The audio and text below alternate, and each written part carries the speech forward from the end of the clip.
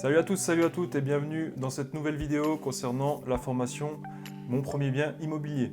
Donc dans cette formation, on reprend en détail chaque étape d'un investissement locatif, point par point, et on reprend vraiment tout à partir de zéro. Je ne sais pas si tu me connais, moi c'est Florent, ça fait 2 ans que j'investis dans l'immobilier et je profite d'avoir la mémoire encore fraîche pour te donner les conseils que j'aurais aimé avoir lorsque j'ai débuté. Si tu arrives sur la chaîne, tu trouveras une vidéo de présentation de cette formation avec tous les modules qui sont repris et tu auras tous les liens dans la description.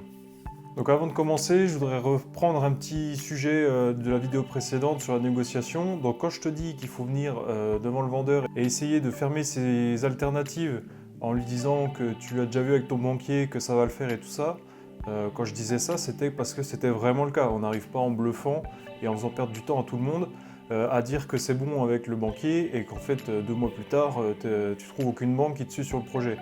Il faut essayer de rester le plus propre possible, je pense que c'est la meilleure façon d'avancer et d'aller loin. Pour l'instant, j'ai pas eu besoin de gruger et je pense que c'est pas une bonne idée et c'est pas du tout un conseil que je te donne d'essayer d'avancer en faisant perdre du temps à tout le monde, quoi. On fait les choses correctement et c'est comme ça que ça se passera le mieux pour tout le monde et c'est comme ça que tout le monde avancera. Toujours penser le gagnant-gagnant.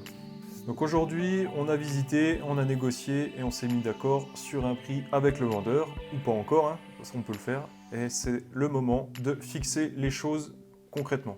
Donc pour bien commencer, l'offre d'achat, il faut la faire par écrit, il faut fixer les choses. Donc par écrit, j'entends soit par papier, soit par mail. Il faut que ça soit écrit noir sur blanc. L'offre écrite, elle va officialiser ton intention d'acheter. Et dans une négociation, ça va pouvoir permettre de montrer au vendeur que tu es sérieux et que tu es prêt à t'engager. Le vendeur, il ne peut pas refuser de vendre s'il a une offre au prix du mandat. Donc il peut décider d'attendre d'avoir plusieurs offres au prix et de choisir la personne à qui il veut vendre. En se mettant encore une fois à la place de notre interlocuteur, si on a 2 offres au prix qui arrivent avec un profil qui paye cash et un profil qui doit encore passer par la banque et qui n'est pas sûr d'avoir son emprunt, on choisira évidemment le profil qui est le moins risqué de nous faire louper cette vente, qui va nous payer rapidement et donc on a le droit de choisir le profil que l'on veut.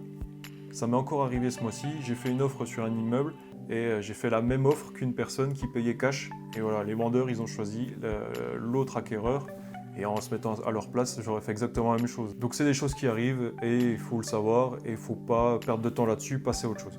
Je vais également te présenter le modèle que moi j'utilise et que j'ai trouvé tout simplement sur Google.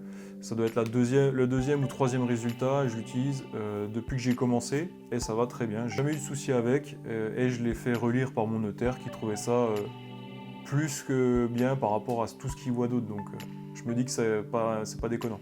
Donc dans l'offre d'achat, on va essayer d'y faire apparaître tous les éléments clés de l'achat et des éléments qu'on a pu négocier lors des discussions.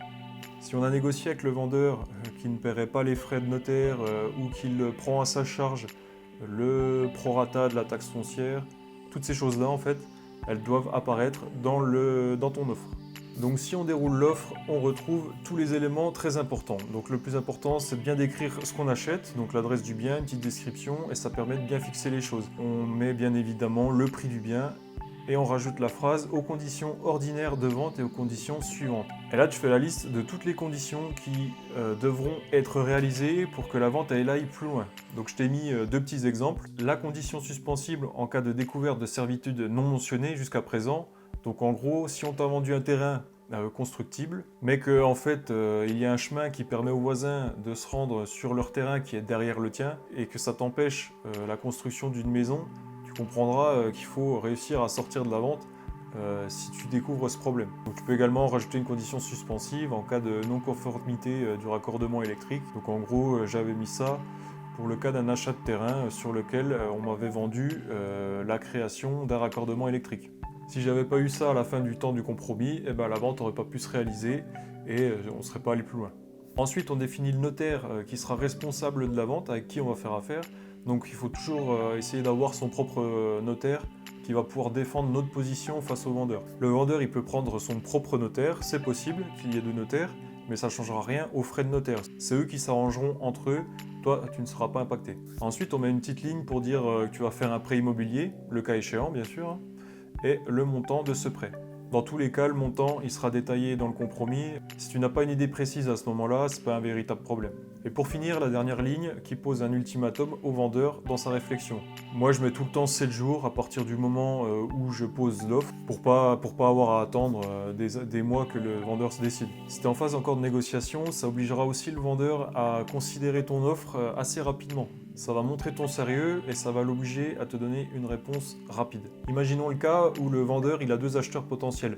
Il y a toi qui lui propose un prix maintenant et qui est valable 7 jours, et il y a l'autre qui lui propose un prix plus élevé, mais qui lui fera la proposition, qui lui a demandé 15 jours de réflexion. Donc en gros, l'acheteur il se retrouve avec soit une grosse offre mais pas sûre, soit une offre, la tienne, qui est sûre et certaine, puisqu'elle est noir sur blanc, écrite sur le papier. Toi tu passes pour quelqu'un de sérieux, qui veut aller plus loin, donc l'acheteur il se retrouvera dans la situation, soit j'accepte maintenant cette offre parce qu'elle est sûre, et donc toi tu fais l'affaire, soit il prend le risque de ne pas aller plus loin avec toi, mais pour une somme qu'il n'est pas encore sûr d'avoir.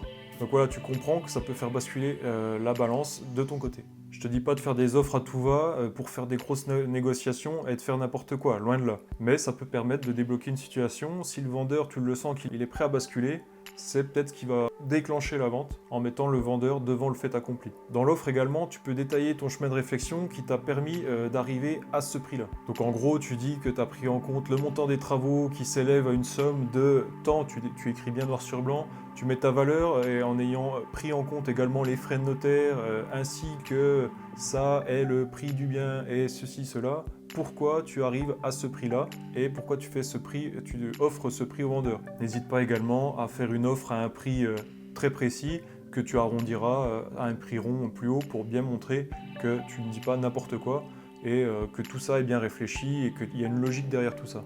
Ça permet également de mettre un coup de pression au vendeur et peut-être de le ramener dans la réalité et ça le fera peut-être vendre plus facilement. Donc l'offre d'achat, c'est pas une chose qu'on fait à la va-vite, qu'on fait comme ça un peu n'importe comment, et ça peut permettre de faire basculer les choses. Ce qu'il faut comprendre également, c'est qu'à ce stade, on s'engage qu'à moitié. On pourra toujours sortir de la vente si on découvre d'autres choses plus tard, lors des diagnostics, lors de la signature du compromis, mais on ne va pas perdre notre temps à faire des offres écrites pour chaque bien. Si tu fais des offres à tout va et que tu casses à chaque fois les compromis, que tu ne vas jamais plus loin et que tu fais des offres parce que tu te dis que voilà ceci, cela, voilà, et ça c'est pas bon. Il faut rester sérieux, il ne faut pas faire n'importe quoi à la va-vite, juste parce qu'on croit qu'on va mettre la pression avec des offres bien rédigées, etc. Il faut rester professionnel si on veut aller loin et je pense que faire des offres bien faites, c'est vraiment respecter les autres et montrer à quel point on est sérieux. Et c'est comme ça qu'on ira loin. C'est encore une fois ma vision des choses, rester sérieux et qu'on laisse une bonne image derrière nous. Voilà, c'est tout pour les offres d'achat. N'hésite pas à te renseigner si tu as des doutes. Ne me crois pas sur parole, vérifie toujours par toi-même. Mais voilà comment moi je procède et comment ça a bien marché jusqu'à présent pour moi. Si tu as trouvé l'épisode intéressant et que tu continues d'apprendre des choses, n'hésite pas à liker la vidéo. Ça me fera toujours plaisir et ça me motive à continuer. Pour ne rien louper au prochain module, n'hésite pas à t'abonner et à activer les notifications. Et puis, tu peux me suivre également sur Instagram où je partage l'avancée de mes projets personnels. Et je te donne tous des petits conseils en fonction de ce qui se passe et de ce que j'apprends au fur et à mesure de l'avancée des choses. Voilà, garde ton objectif en tête, n'oublie pas pourquoi tu fais ça et tout se passera bien. Allez, ciao!